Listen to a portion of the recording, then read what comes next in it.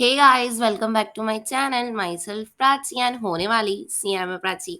Guys, मैं corporate governance का आपके लिए आज एक क्विक रिविजन्स लाई हूँ, capsule revisions. Guys, CMA final का बहुत ज़्यादा मैराथन नहीं है यूट्यूब पे, तो मैंने सोचा कि मैं ही ले आती हूँ सो दैट आप सबको हेल्प हो जाए मेरी तरफ से एक। तो गाइस, आई होप आप लोग को वीडियो अच्छी लगेगी, और अगर अच्छी लगी तो please let me know bye liking video and bye subscribing my channel. Thank you. तो चलो देखते हैं अपन की कॉर्पोरेट गवर्नेंस। गाइस, मैं सबको बता दूं, ये जो है ना, ये 10 मार्क्स का क्वेश्चन इसमें से आता है, 10 से 15 नंबर भी कह सकते हैं अपन। और एक ईजी टारगेट है गाइस। अगर आपको अभी तक उतना ज़्यादा आप पढ़े नहीं हो, या फिर रिविजन उतना अच्छे से हुआ नहीं है, और आपकी भी मेरी तरह फट रही है ना, तो गाइस अपन लोग ना चलो साथ पे रिविजन कर लेते हैं। ठीक है, मैं हूँ आपके साथ। अपन दोनों मिलकर रिविजन करेंगे, अच्छे मार्क्स लाएंगे। ठीक है, तो फिर इसी के साथ ये एक हैप्पी नोट के साथ अपन स्टार्ट करते हैं कि इंट्रोडक्शन क्या होता है कॉर्पोरेट गवर्नेंस का। तो देखो गाइस, कॉर्पोरेट गवर्नेंस ना कोई लीगल टर्म तो है नहीं।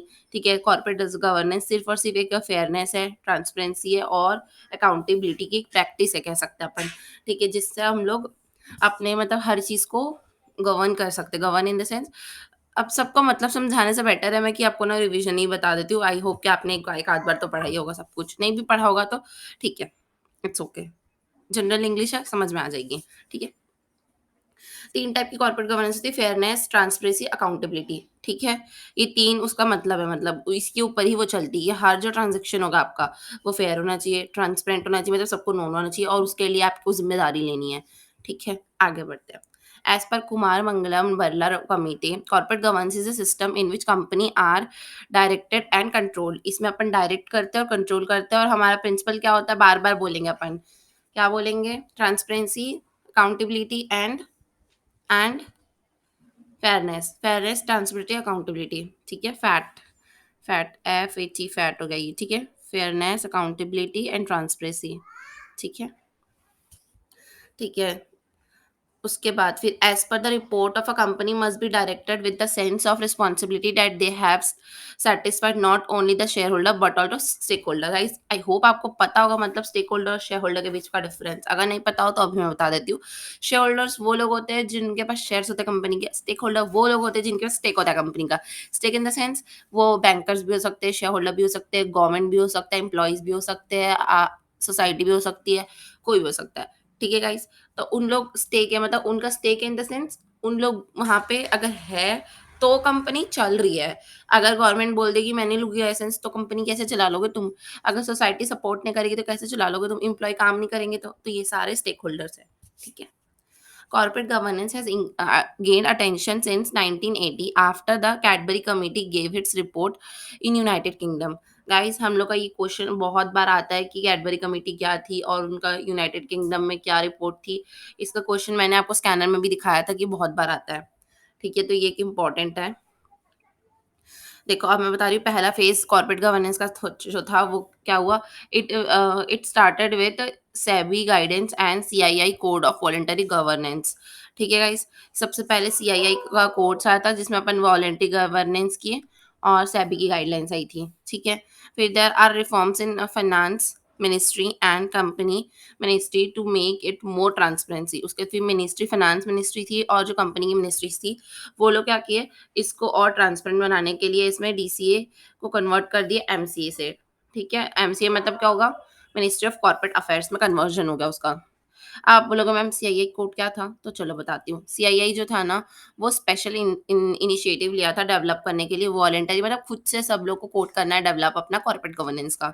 इस कोड पे ना ये एप्लीकेबल होता है सारे मेंबर्स को कंपनी के, और एक फाइनल ड्राफ्ट गया था कोड का जो कि इम्प्लीमेंट हुआ था अप्रैल पे। ठीक है, अगर सीआईआई कोड के बारे में शॉर्ट नोट लिखने आ गया तो इतना लिख देना सफिशिएंट है। क्या लिखोगे कि 1996 जो सीआईआई था वो एक स्पेशल इनिशिएटिव लिया था जिसमें अपन वॉलंटरी कॉर्पोरेट गवर्नेंस करते थे। ये जो कोड है वो सारे लोगों के ऊपर एप्लीकेबल होता है, और इसका फाइनल ड्राफ्ट जो था वो इम्प्लीमेंट हुआ था 1988 में। ये देखो 6 था यहाँ पे 6 है, यहाँ पे 8 है, 2 साल बाद। कई कई लोग का तो डेट ऑफ बर्थ भी यही होगा, ऐसे याद कर लेना। ठीक है, कुमार मंगलम बिलरा रिपोर्ट। ठीक है गाइस, तो देखो कुमार मंगलम बिलरा रिपोर्ट जो थी वो जो अपॉइंट हुए थे कुमार मंगलम जी जो इंसान थे, ठीक है, उनके नाम पे कमेटी बनी है ना, तो वो चेयरमैन की तरह यहाँ पे अपॉइंट हुए थे, और वो बहुत सारे इश्यूज पे स्टेक होल्डर के ध्यान रखते हुए कमेटी बनाए थे। उनका फोकस ये था कि insider trading but to report covered all area. ठीक है गाइस, इनसाइडर ट्रेनिंग उनका मेन फोकस था और उसके साथ-साथ वो सारी जगह कवर करे थे। ठीक है? उसके बाद उनका जो रिपोर्ट था वो report on task force and corporate excellence through governance. उनका काम वो बोल रहे थे कि टास्क फोर्स बनाएँगे जिससे हम कॉर्पोरेट एक्सीलेंस के साथ-साथ गवर्नेंस भी करेंगे। Department of a Company Affairs prepared a report on achieving corporate excellence through governance depending upon the size of a company, level of industry. देखो गाइस, अपन को गवर्नेंस उस तरीके से लगाना है जिस तरीके का वो स्ट्रक्चर है, जैसे कि साइज, लेवल, इस सब चीज़ पे भी ध्यान देना पड़ता है ना, ठीक है। फिर गाइस बहुत ज़्यादा अच्छा टॉपिक है ये जो है क्लॉज 49 लिस्टिंग एग्रीमेंट हुआ था, बहुत सारी जगह आएगा ये, ठीक है। लिस्टिंग एग्रीमेंट जो था सेबी का, वो रिवाइज हुआ था, मतलब SEBI revise listing agreement to include new requirements, ठीक है। उसमें और भी इंक्लूड्स करने के लिए उन्होंने क्या किया था, रिवाइज किया था। This paragraph was implemented to make sure that the company remain afraid of losing the status of listing. Guys, listing एक स्टेटस होता है, सबको पता है, जैसे कि लिस्टिंग करा देते हैं अपन, तो अपन स्टॉक मार्केट में अपना प्रॉपर्टी, मतलब प्रॉपर्टी इन द सेंस अपना शेयर्स को शेयर कर सकते हैं, ठीक है गाइस, सेल कर सकते हैं। तो लिस्टिंग जो रहता है वो एक स्टेटस है, और उसको लूज़ करने के लिए, मतलब वो डर फैलाने के लिए कि तुम लूज़ कर दोगे अगर तुमने बात नहीं मानी, तो उसके लिए क्लॉज़ 49 आया था। सेबी रिपोर्ट, सेबी रिपोर्ट में क्या होता, sorry, I am so sorry, RBI report है, हाँ, आरबीआई रिपोर्ट पे क्या हुआ था, RBI study role of World Bank, Asian Development Banks and OECD. OECD का क्या मतलब होता है, organization of economic corporation and development, ठीक है गाइस, ये आया था। इसमें 3 लोग पार्टिसिपेट थे, कौन-कौन, मतलब 3 का मेन रोल था, वर्ल्ड बैंक का, एशियन डेवलपिंग बैंक का और ओईसीडी का। गाइस क्वेश्चन यहाँ से भी आता है, ओईसीडी की मैं उसके बारे में बताओ करके, ठीक है? तो क्या, so that we can suggest the Indian financial system, हम लोग इंडियन फाइनेंशियल सिस्टम को समझा सके करके ये स्टडी आई हुई थी। जो आरबीआई था वो रिपोर्ट दिया था इनके ऊपर, जिसका सेंट्रल आइडिया था कि कैसे हम इंटरनेशनल स्टैंडर्ड के हिसाब से कॉर्पोरेट गवर्नेंस को अपने में लाएँ, ठीक है गाइस? क्या था? सेंट्रल आइडिया था कि वो कैसे-कैसे अडॉप्ट कर सके अपनी कॉर्पोरेट गवर्नेंस को इंटरनेशनल स्टैंडर्ड के हिसाब से। फिर आरबीआई रिपोर्ट जो एक और आई थी, ये देखो, ये मार्च में आई थी, फिर अप्रैल पे आई। RBI established a consultative group of director of all banks and financial institute to review responsibility of board of director in maintaining 100% transparency and zero tolerance for money laundering। ठीक है गाइस, जो आरबीआई थी वो consultant की बहुत सारे group of director को, और वो ऐसा इंस्टीट्यूट बनाना चाहती थी जहाँ पे 100% ट्रांसपेरेंट मैनर पे ही सारे ट्रांजेक्शन होंगे और कोई भी मनी लॉन्ड्रिंग नहीं हो सकती, ठीक है। This group also recommended risk management system to be adopted in effective manner। ये रिकमेंडेड करती थी risk management system effective manner में अडॉप्ट करने के लिए। फिर आई थी नरेश चंद्र कमेटी, ठीक है, नरेश चंद्र कमेटी 2002 में आई थी, ठीक है। उसके बाद फिर DCA establish the committee to study company law in chairmanship of Narendra Chandra. Naresh Chandra जो थे, उनकी उनके नाम पे ही ये कमेटी बनी, जैसे कि हम पढ़ सकते हैं, ठीक है। ये कमेटी फोकस करती थी ऑडिटर के ऊपर, रिलेटेड पार्टी ट्रांजेक्शन के ऊपर और मैनेजरियल रेम्युनरेशन के ऊपर। गाइस, इनका फोकस एरिया ज़्यादा इंपॉर्टेंट है कि कौन सी कमेटी क्या चीज़ पे फोकस करती थी, ठीक है। तो अपन एक और बार रिवीजन करेंगे, तो मैं आपको फिर से बता दूंगी, एक बार अभी याद करने की कोशिश करते जाओ। नरेंद्र चंद्रा जी ने कौन-कौन से 3 चीज़ पे ध्यान दिया था? ऑडिटर, रेम्युनरेशन ऑफ डायरेक्टर्स और रिलेटेड पार्टी ट्रांज़ैक्शंस, ठीक है गाइस? अब अपन देखते हैं कि नारायण मूर्ति जो थे वो काय के लिए आए थे, ठीक है? तो नारायण मूर्ति जो थे उनका रिपोर्टिंग आया था, सेबी सेबी जो थी ना वो एस्टेब्लिश की थी एक कमिटी, जिसमें अपन रिलेटेड पार्टी डिस्क्लोजर और डायरेक्टर कंपनसेशन, गाइस ये पूरा का पूरा ना डायरेक्टर से डिवोटेड थे, ये डायरेक्टर के से रिलेटेड सारी चीजें थी। तो अगर आपको पूछ दे एग्जाम में कि डायरेक्टर से रिलेटेड कौन सी कमेटी थी, तो नारायण मूर्ति रिपोर्ट, ठीक है। गाइस नरेश चंद्र 2 बार आई है, देखो, एक यहाँ पर आई है, यहाँ पे आई एक नरेश चंद्र पार्ट 1 है और ये नरेश चंद्र पार्ट 2 है। पहले इनको बुला के इनसे पूछ लिया गया ऑडिटर के बारे में, ठीक है, रेमुनरेशन के बारे में। नारायण मूर्ति रिपोर्ट, ठीक है गाइस, सेबी एस्टैब्लिश की थी कमेटी जो कि रिलेटेड पार्टी डिस्क्लोजर बताएगी, इंडिपेंडेंट डायरेक्टर के बारे में बताएगी, और दिस कमेटी जो रहेगी ना वो कंपनीज़ एक्ट 1956 से मतलब जो कमेटी ऑब्सोलीट हो चुकी है और इनएफिशिएंट थी, ठीक है? तो उसकी जगह पे इसको लाया गया है, ठीक है गाइज़? ये बेसिकली डायरेक्टर से रिलेटेड रहेगा, ओके? देन अपन नेक्स्ट देखते हैं, नरेंद्र चंद्र कमेटी आई थी जो कि सेंट्रल गवर्नमेंट ने लाया था, ठीक है गाइस? ये कमेटी क्या करती थी, रिव्यू और रिवाइज करती थी पार्टनरशिप लॉस को। ओके गाइस, आप ये ऐसे करके याद कर सकते हो कि नारायण चंद्र पहले भी आया था तो वो क्या कर रहा था उस समय वो ऑडिटर पे फोकस कर रहा था, ठीक है? अब वो सेकंड पार्ट आया ना, ये पार्ट 1 था ऐसे याद करो, और ये पार्ट 2 है, तो ये जो पार्ट 2 है ना वो क्या करेगा, 2 काम करेगा। पार्टनरशिप हमेशा 2 लोग की होती है ना, इसलिए ऐसे याद करो, पार्टनरशिप लॉ, कंपनी लॉ पे ही ध्यान देगा, ठीक है? और इसका रिपोर्ट जो रहेगा वो रिकमेंडेशन देगा, ठीक है? कोई भी चेंजेस आएँगे पार्टनरशिप एक्ट में और बिज़नेस एलएलपी उस टाइप का इंट्रोडक्शन जो हुआ है, उस पे या कंपनीज़ एक्ट पे, ठीक है गाइस? फिर नेक्स्ट है अपना SEBI actions. SEBI actions guys after Satyam है। सत्यम के बाद सत्यम के बाद से अपन क्या सोच के रखे कि अब सीएफओ अपन अपॉइंट करेंगे, एक ठोक अपॉइंटमेंट करेंगे सीएफओ का, ठीक है? बाय ऑडिट कमेटी जो रहेगी वो अपॉइंट करेगी, ठीक है? ऑडिटर का रोटेशन कराएँगे हर हर 5 साल पे, ठीक है? फिर क्या करेंगे, कंपल्सरी अपन आईएफआरएस को अडॉप्ट करेंगे, ओके? हर हर 6 महीने में, 6 मंथ में हम लोग क्या करेंगे, डिस्क्लोज़र लेंगे फाइनेंशियल स्टेटमेंट का, ठीक है? और फिर लिस्ट करेंगे डॉक्यूमेंट्स को जो कि सबमिट हुआ है अपना स्टॉक एक्सचेंज में। ठीक है गाइस, अपन क्विक रिविजन कर ले कि देखो, नारायण चंद्र जो 2 है उसमें कौन-कौन आएगा, पार्टनरशिप एक्ट और कंपनीज़ एक्ट, ठीक है? इसमें जो भी चेंजेस आएँगे पार्टनरशिप में, कंपनी में, एलएलपी में, वो सब कंसीडर करते हैं। सेबी एक्शन आफ्टर सत्यम क्या है कि रोटेशन कराओ ऑडिटर्स का 5 साल में, अपॉइंटमेंट करो सीएफओ का, और 6 मंथली में अपना फाइनेंशियल स्टेटमेंट्स का जो भी डिस्क्लोज़र है वो बताओ और सबमिट करो स्टॉक एक्सचेंज को, कोई भी इन्फॉर्मेशन अगर ज़्यादा हुई है तो। देन एमसीए ने क्या सोचा आफ्टर सत्यम, मिनिस्ट्री ने सोचा कि अपन अपॉइंट करेंगे इंडिपेंडेंट डायरेक्टर्स को, ठीक है? रिस्पॉन्सिबिलिटी ऑफ डायरेक्टर्स जो रहेंगे, ऑडिट कमिटी जो रहेगी वो अपन को क्लियरली बताना रहेगा। अपन को व्हिसल ब्लोअर को प्रोटेक्शन देना है, मतलब व्हिसल ब्लोअर मतलब सीटी बजा देते जो लोग, मतलब अगर उनको पता होता है कि इंटरनल कुछ खराबी है तो वो चुपचाप सीटी बजाते हैं और फिर ना सबको बता देते हैं कि इन लोग इसके पीछे इनका हाथ है, और फिर ना उनको प्रोटेक्ट करना पड़ता है। क्योंकि सोचो गाइस, अगर तुम किसी के खिलाफ बोलोगे तो वो तुमको छोड़ेगा नहीं। दैट्स व्हाई उसको प्रोटेक्शन करना बहुत ज़रूरी है, तो वो प्रोटेक्शन देता है।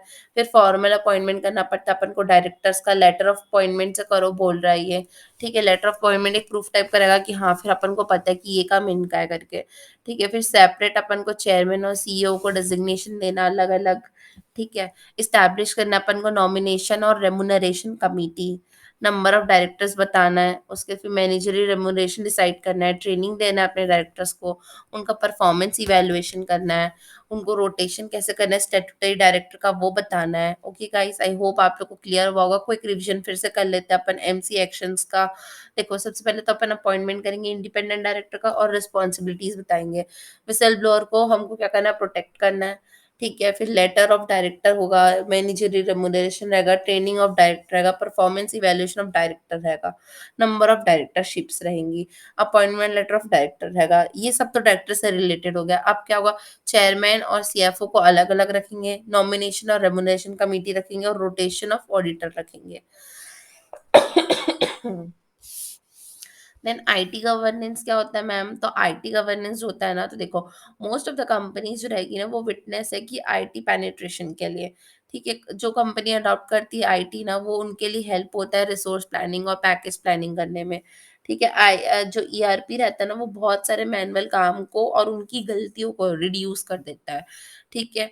और जब आईटी से अपन कोई काम लेंगे तो वो नॉन बायस नेचर से करेगा गाइस, क्योंकि ना ह्यूमन बीइंग में कुछ ना कुछ आ ही जाता है भेदभाव मन में। बट आईटी में तो दिमाग मतलब फीलिंग्स ही नहीं होती ना, तो बिना फीलिंग्स से वो क्या ही करेगा, बिना बायस के काम करता है। इलेक्ट्रॉनिक फाइलिंग, इलेक्ट्रॉनिक वेरिफिकेशन, कुछ-कुछ एग्ज़ाम्पल्स अपने आईटी गवर्नेंस के जो अपने साथ आ चुके हैं। ओके गाइस, देन आगे बढ़ते हैं अपन, गवर्नेंस इन पब्लिक सेक्टर।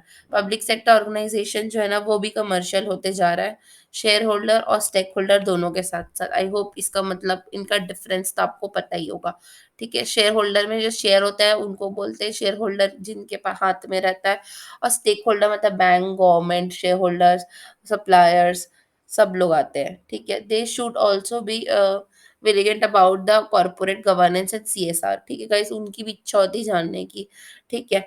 तो फिर जो ऑर्गेनाइजेशन है उसका काम है कि वो क्या करे बताएं, ठीक है। Organization for economic and cooperation development करे, इशू करे कुछ गाइडलाइंस, ठीक है गाइस। तो अपन देखते हैं कि क्या क्या गाइडलाइंस इशू हुई है, ठीक है। गाइडेंस ऑफ पब्लिक सेक्टर क्या क्या रहेगा गाइस, तो देखो, ओनर्स जो रहेंगे गवर्नमेंट नहीं होनी चाहिए, उनको एडमिनिस्ट्रेटर नहीं होना चाहिए, ओनर होने चाहिए। फैट पे ध्यान देंगे, हेल्दी कंपटीशन रखेंगे, इक्विटेबल ट्रीटमेंट देंगे सबको। स्टेक होल्डर जो रहेंगे उनको फुल डिस्क्लोजर देना चाहिए, उनको फुल कंसाइज और मेंटेन करना चाहिए उनके साथ रिलेशनशिप, और डायरेक्टर चाहेंगे उनको उनकी फीड पे ध्यान देना चाहिए, उनको रिस्पॉन्सिबल फील करना चाहिए उस चीज़ के लिए। मेमोरेंडम ऑफ अंडरस्टैंडिंग देखते हैं आप। मेमोरेंडम ऑफ अंडरस्टैंडिंग कौन सी दिया है भाई? देखो, ये एक डॉक्यूमेंट होती है पब्लिक और प्राइवेट के बीच पे, ठीक है, जो कि वर्क करती है एक मॉडल की तरह, ठीक है। इसको आप ट्रिपल पी भी बोल सकते हैं, पब्लिक प्राइवेट पार्टनरशिप, ठीक है। This model ownership remain with the public sector, इसका ओनरशिप जो रहेगा वो पब्लिक सेक्टर के पास रहेगा, ठीक है। And generally operate control hand over to public, और कंट्रोल जो रहेगी ना वो प्राइवेट को दे देगी, ठीक है। मतलब ऐसे बोले कि डोर पकड़ दी और बोलेगी जा जा जा जा जा जा, ऐश कर, ऐसा टाइप का, ठीक है, ठीक है। उसके बाद अपना देखते हैं एमओयू जो रहेगा। MOU should be appointed by the high power committee, high power committee जो रहेगी ना वो एमओयू को क्या करेगी,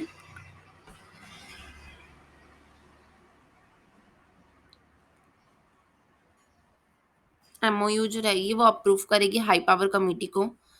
इसमें कौन कौन लोग रहेंगे guys, cabinet secretary, finance secretary, expenditure secretary, और उद्योग सेक्रेटरी, और फिर इम्प्लीमेंटेशन सेक्रेटरी। और गाइस बहुत सारे लोग रहेंगे जो कि इंपॉर्टेंट नहीं है, छोड़ो इसको, नहीं पढ़ रहे, मैं बस इतना बता रही हूँ। अगर अंडरस्टैंडिंग के ऊपर आ गया आपका शॉर्ट नोट लिखना तो लिख देना कि डॉक्यूमेंट होता है प्राइवेट और पब्लिक के बीच में, ठीक है, जिसमें जो पब्लिक रहती है वो ओनर रहती है, प्राइवेट जो रहती है वो सारे काम करती है, ठीक है। और बस उसके अप्रूव कर देना, 2-3 लोग का नाम लिख देना, cabinet secretary, financial secretary, expenditure, उद्योग सेक्रेटरी, प्रोग्राम सेक्रेटरी, ठीक है। उसके बाद फिर यहाँ से पढ़ते हैं, main functions of committee is to review the draft agreement, ठीक है, and change in year evaluation अगर कुछ है तो। There is a task force which ensure that MOU is implemented और नॉट, एमओयू जो रहेगा वो ध्यान देगा कि ये इम्प्लीमेंट हो रहा है या नहीं हो रहा अच्छे से, ठीक है। Task force consist of retired civil servants, इसमें कौन लोग रहते हैं, रिटायर्ड सिविल सर्वेंट रहते हैं, एग्जीक्यूटिव पब्लिक सेक्टर्स रहते हैं, मैनेजर्स रहते हैं, प्रोफेशनल्स रहते हैं, इंडिपेंडेंट मेंबर्स रहते हैं। हाई पावर कमिटी जो रहेगी ना वो task force are assigned by the separate MOU division in the department of committee enterprises, public enterprises, ठीक है। हाई पावर कमिटी और जो टास्क फोर्स है एंड लिखा ना, दोनों मिलके असिस्ट करेंगे एमओयू के डिवीजन को और डिपार्टमेंट को, पब्लिक डिपार्टमेंट को वो लोग ध्यान देंगे। हाई पावर कमिटी ध्यान देगा, टास्क फोर्स ध्यान देगा किसको, पब्लिक डिपार्टमेंट को, ठीक है। जो एमओयू डिवीजन रहेगा वो परफॉर्म करेगा अलग अलग टाइप के फंक्शन, जैसे कि क्या क्या करेगा, ये टेक्निकल और एडमिनिस्ट्रेशन अपने को सपोर्ट करेगा, ठीक है। उसके बाद फिर क्या करेगा, work as a officer between MOU partners, ये ना एमओयू पार्टनर के बीच में काम करेगा, डेवलप करेगा इंफॉर्मेशन डाटाबेस, मॉनिटर करेगा प्रोग्रेस ऑफ एमओयू, एमओयू के प्रोग्रेस को मॉनिटर करेगा, कंसल्टेंट करेगा और कंडक्ट करेगा ट्रेनिंग एंड रिसर्च का। ये एमओयू क्वेश्चन इंपॉर्टेंट है, आ सकता है एग्जामिनेशन में, ध्यान से पढ़ो, ठीक है। देखो मैं फिर से आपको रिवीजन करवा रही हूँ। एमओयू जो रहता है वो क्या रहता है, शुरू से पढ़ते हैं यहाँ से एमओयू से, ठीक है। एमओयू जो रहेगा वो एक डॉक्यूमेंट है पब्लिक और प्राइवेट के बीच में, ठीक है। उसके बाद फिर इसका ओनरशिप किसके हाथ में रहेगा, पब्लिक के हाथ पे रहेगा, और काम कौन करेगा, प्राइवेट करेगी। हाई पावर कमेटी जो रहेगी वो कंसिस्ट होती है cabinet secretary, finance secretary, expenditure secretary, उद्योग secretary and perform implementation secretary, ठीक है। उसके फिर इसका मेन फंक्शन क्या रहता है कि रिव्यू करे ड्राफ्ट एग्रीमेंट जो भी आता है वो सबको इम्प्लीमेंट करवाए।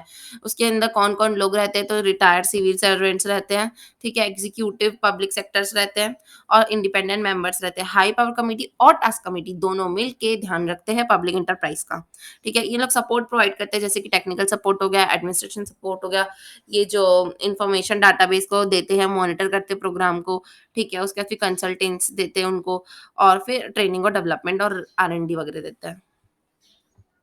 गाइस इसके बाद तो मोस्ट इंपॉर्टेंट टॉपिक आ गया और मोस्ट फेवरेट मेरा, फैमिली बिजनेस में कॉर्पोरेट गवर्नेंस। ठीक है, तो देखो family business is a business in which majority stake holding are control with family having a blood relations. जिनके साथ खून का रिश्ता होता है उनके साथ ज़्यादा से ज़्यादा शेयर होल्डिंग जब रहता है तो उसको बोलते हैं अपन फैमिली बिजनेस। ठीक है, at least one family member is directly involve in management and administration. एक फैमिली मेंबर जो रहता है वो एडमिनिस्ट्रेशन और मैनेजमेंट में इन्वॉल्व रहता है। इंडिया में फैमिली बिजनेस की रेंज है स्मॉल किराना स्टोर टू लेके लार्ज, मतलब वो एक छोटा से छोटा बिजनेस लेके बहुत बड़ा तक, सब चीज़ में फैमिली बिजनेस इन्वॉल्व्ड है। ठीक है? उसके बाद इधर कंट्रीब्यूशन इन इंडिया इकोनॉमी बहुत ज़्यादा है, कंट्रीब्यूट करते हैं फैमिली बिजनेस, जैसे कि आप देख सकते हैं रिलायंस एक फैमिली बिजनेस ही है। ठीक है? कितना बड़ा राज कर रहा है वो वर्ल्ड में। ठीक है? तो रिलायंस बहुत बड़ा है, फैमिली बिजनेस का एग्जांपल हो गया, और आपके घर के आस-पास कोई सी भी किराना शॉप होगी छोटी-मोटी, वो फैमिली बिज़नेस का होगा। ठीक है गाइस, आगे बढ़ते हैं। देखो एडवांटेज क्या होता है, इसके फ़ायदे यार अच्छे खासे फ़ायदे हैं।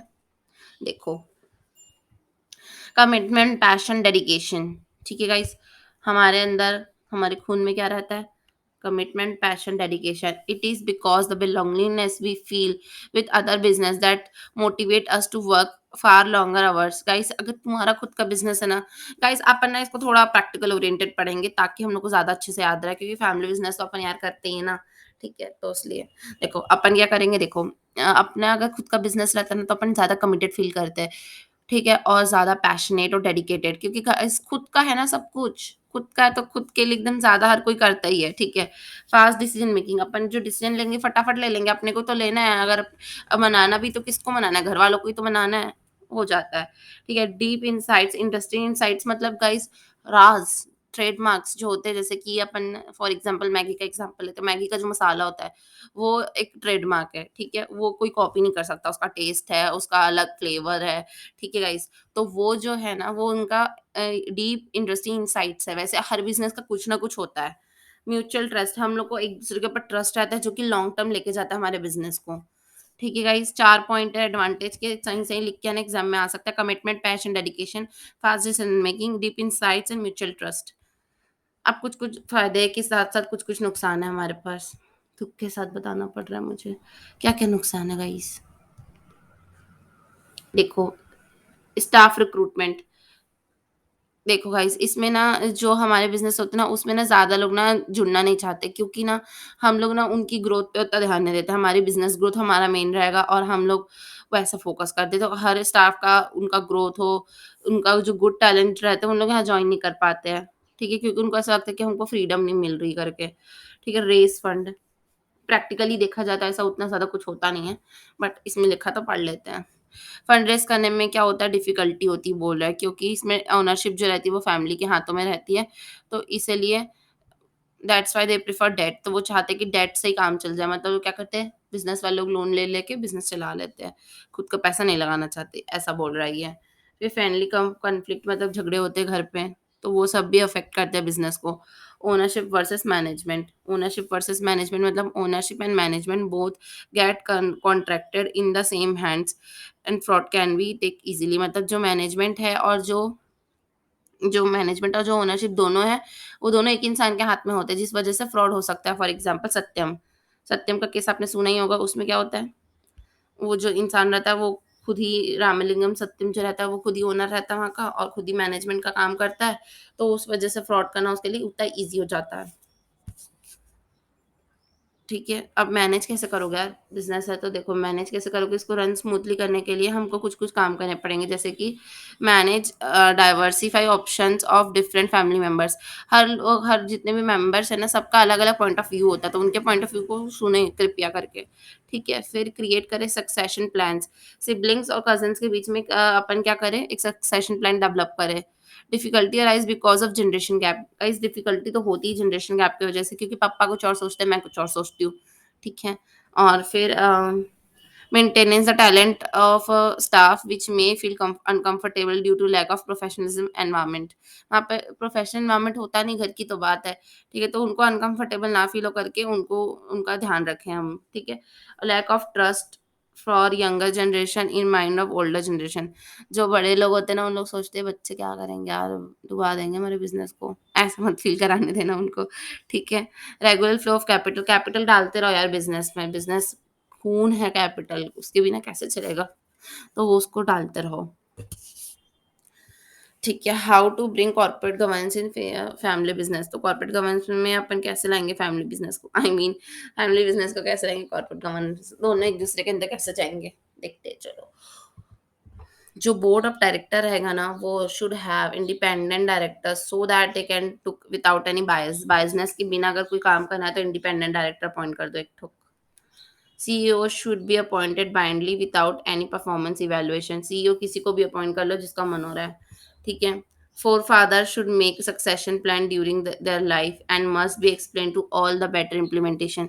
जो फोर फादर रहेंगे उनको बोलना है कि आप एक सक्सेशन प्लान बना लो, उससे फिर अपन बेटर इम्प्लीमेंट करेंगे। Internal control should be establish and no one should allowed to break it. कुछ कुछ इंटरनल कंट्रोल रहेंगे जिसको कोई तोड़े ना, वैसे टाइप का अपन इंटरनल कंट्रोल बना लेंगे, ठीक है। फिर फैमिली कंस्टिट्यूट कैसे करेंगे। फैमिली कॉन्स्टिट्यूशन जो रहता है वो एक लिविंग डॉक्यूमेंट है, चलता फिरता जिंदा डॉक्यूमेंट है, जो प्रिस्क्राइब करता है आपको पावर्स और ड्यूटीज एक बिजनेस फैमिली मेंबर्स को, ताकि झगड़े ना हो उसके लिए, ठीक है। Such document can be modify from time to time. इसको टाइम टू टाइम अपन मॉडिफाई भी कर सकते हैं परफॉर्मेंस इवैल्यूएशन के हिसाब से।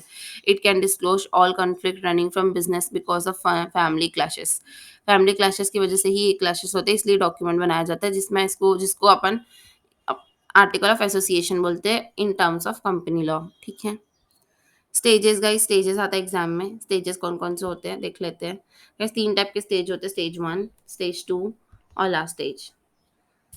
देखो पहला स्टेज में क्या होता है कि जो बिजनेस रहता है वो स्टैब्लिश करते हैं अपने फाउंडर फोर फादर्स लोग करते हैं, बहुत मेहनत से करते हैं और उन लोग रिमेन करते हैं इसमें टाइम के साथ साथ। नंबर ऑफ पीपल धीरे धीरे इसमें बढ़ते जाते हैं क्योंकि बिजनेस जो रहता है वो छोटा रहता है पहले। सेकेंड स्टेज पे क्या होता है कि वो डेवलप हो जाता है फैमिली बिजनेस की तरह, नॉन फैमिली बिजनेस की तरह उसमें आ जाते हैं लोग भी, रेमुनरेशन रूल्स डेवलप हो जाते हैं इसमें, ठीक है। परफॉर्मेंस इवैल्यूएशन वगैरह होती है। और फिर आखिरी स्टेज पे क्या होता है कि either the organization will become absolutely formal without any biasness or family business or not going to survive।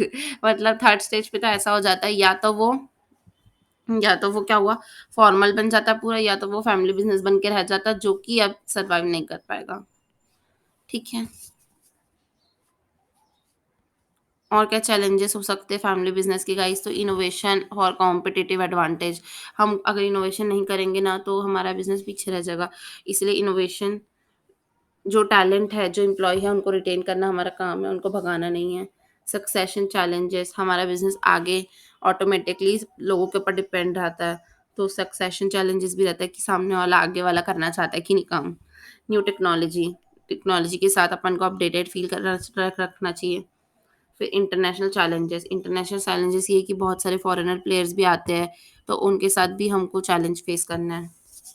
इसी के साथ हमारा कॉर्पोरेट गवर्नेंस यहीं पे ख़त्म होता है। आई होप गाइस आप लोग को रिवीजन अच्छा लगा हो। कुछ पास्ट क्वेश्चन है जो कि आ चुके हैं, आप ये रेफर कर सकते हैं टेबल, कि मैंने इतनी मेहनत से जो पढ़ाया उसमें से ही आते हैं क्वेश्चंस, ठीक है। देखो गाइडेंस आ गया, 9 प्रिंसिपल जो मैं पढ़ाई थी। फिर जो एक्टिविटी रहती है उसको सीएसआर नहीं मानते गाइस, ठीक है। कौन कौन सी एक्टिविटीज़ को सीएसआर नहीं मानते, ठीक है। फिर business should support growth and equitable development, ठीक है, प्रिंसिपल 8, ठीक है। फिर अपन सीएसआर का मीनिंग, डिफरेंट मीनिंग जो देखे हैं वो, ठीक है। फिर business should respect all interest of stakeholder, principle 4 बताता है। ये सारे क्वेश्चंस आए थे अभी अभी। Thank you so much for watching this video, I hope आप लोग को अच्छा लगा हो। स्टे कनेक्टेड, आगे और मैराथन्स आ रहे हैं, और मेरे चैनल को सब्सक्राइब करना मत भूलना।